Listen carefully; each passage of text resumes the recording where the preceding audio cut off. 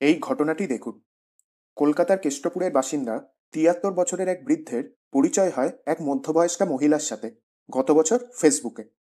এই বছর সেই বৃদ্ধ ঠিক করেন কাশ্মীর ঘুরতে যাবেন। তিনি সেই ভদ্রমহিলাকেও তার সঙ্গে কাশ্মীর ঘুরতে যাবার কথা বলেন।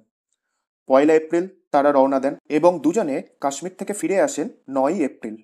ঘটনাটি ঘটে ১৪ এপ্রিল, যখন সেই বৃদ্ধ ভদ্রলোকের ছেলে তাকে জানান যে ব্যাংক থেকে এসএমএস এসেছে যে তাদের ব্যাংক অ্যাকাউন্ট থেকে মাল্টিপল আনঅথরাইজড ট্রানজ্যাকশনস হয়েছে ডেবিট কার্ডের মাধ্যমে।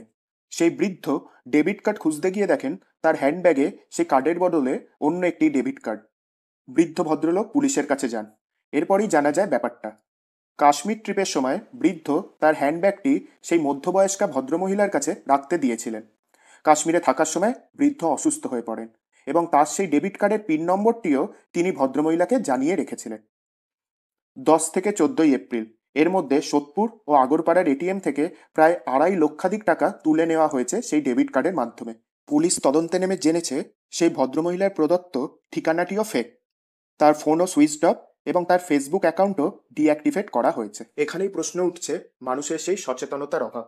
যেখানে সম্প্রতি ডিজিটাল অ্যারেস্ট এবং নানা ধরনের স্ক্যামের মাধ্যমে মানুষের প্রতারিত হওয়ার খবর শোনা যাচ্ছে, যেখানে reserve bank of India, police, প্রশাসন বারবার আমাদের সচেতন করছেন এটিএম কার্ডের পিন শেয়ার না করার জন্য বা অন্যান্য ব্যাংকিং ডিটেলস বা পার্সোনাল ইনফরমেশন শেয়ার না করার জন্য, তারপরেও মানুষ সচেতন নয় কেন? আপনারা কমেন্ট করে জানান। আর সচেতন থাকুন, সাবধান থাকুক।